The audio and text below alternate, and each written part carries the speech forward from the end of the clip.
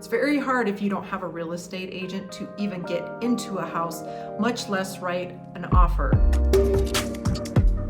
I got a call the other day. Someone found me online. First thing she told me was she's a first-time home buyer and literally said she had no idea where to start. I was so grateful she told me that, because if I don't know that, I don't know where to start either. So I have 6 things as a first-time home buyer that you want to avoid doing so that the process is super smooth and easy for you. Now, if you have any specific questions about buying or selling, or you just want to chat about real estate, go down to that first link in the description, schedule a time. I'll buy you a cup of coffee, whatever you want. Let's sit down and talk about real estate or just living in Northern Utah. Other ways that we can be helpful to you coming to Utah or living in Utah is our Instagram at C4SellsUtah. You can go to our website at www.c4sellsutah.com. And then our Facebook it should also be C4 Sells Utah, but it might be the C4RE team. I think you can find us. Also, of course, you can peruse through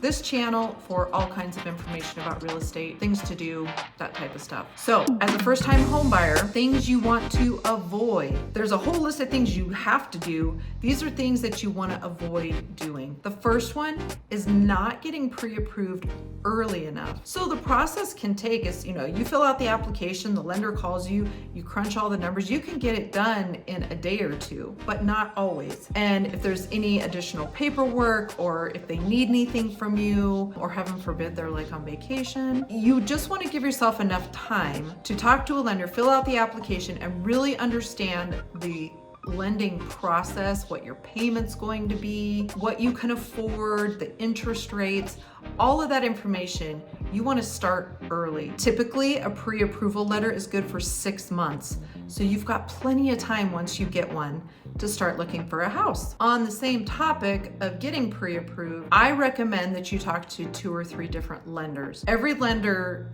the interest rate should be the same with the same credit score, but what will vary are your closing costs. So their lender fees and things like that are going to vary. The online mortgage brokers, I won't name them, but their closing costs are really high sometimes. And so definitely check them out, because you want to compare apples to apples. But you definitely want to talk to a local lender. Their closing costs may be less. And then go to like a credit union, your bank, and just see and then compare the 3. So you have a really good feel for what closing costs will be, because remember, those cannot be rolled into your loan. They have to be brought in as a cash payment. You don't really bring the cash, you wire it, but you get what I mean.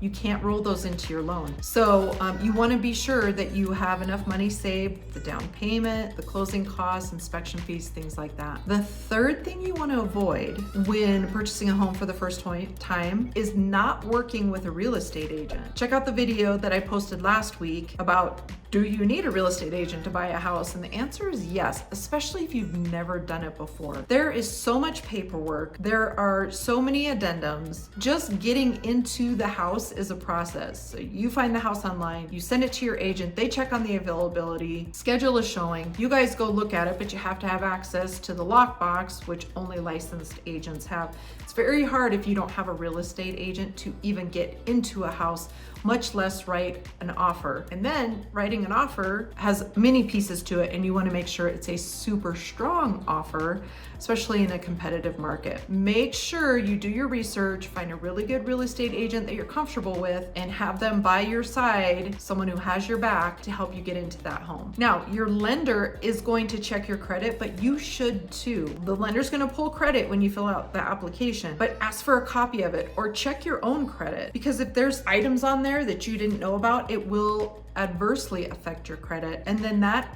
affects everything else. It's going to affect your interest rate, and then that will affect your affordability. It's going to affect how much of a house you can afford. So make sure you're on top of your credit score and double checking to make sure there's no fraudulent things in there, or maybe a bill got missed that you didn't know about. You want to get that cleaned up as soon as possible when you're getting ready to purchase a home. Now, again, if you're thinking about purchasing a home, besides getting pre-approved early enough, you want to make sure you've been saving some money. Not every loan requires a down payment. There are 100% financing loan programs out there. So you want to make sure that you have somewhat of a down payment saved Certainly your closing costs, which as mentioned previously cannot be rolled in, so you need those. You have an inspection when you purchase a home that you're gonna wanna get, and then, you know, moving into a house can be expensive. You gotta buy furniture, and so just make sure you have savings.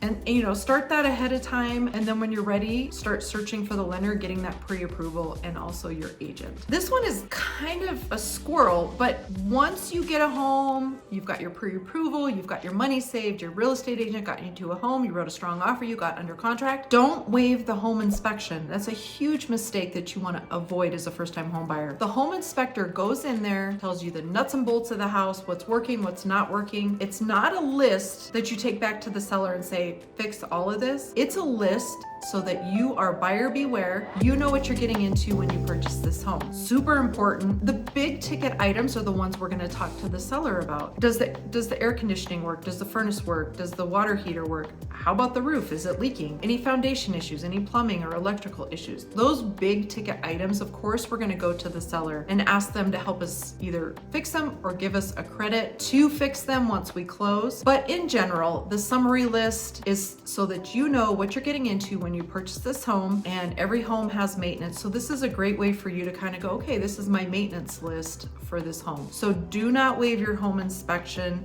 I recommend home inspections on existing homes and new construction. Sometimes with new construction, I'll say, hey, do them 6 months later, because you do have a builder's warranty that first year. But 6 months in, the home inspector can come in and go, hey, did you know about this? So those are the things to avoid, mistakes to avoid as a first-time home buyer. There's a lot of things that you do want to do as a first-time home buyer. So cruise through our channel. And again, if you found this video helpful, please subscribe to the growing community here at C4 Sells Utah. And like this video, send me a comment below if you have any questions. And thanks for watching.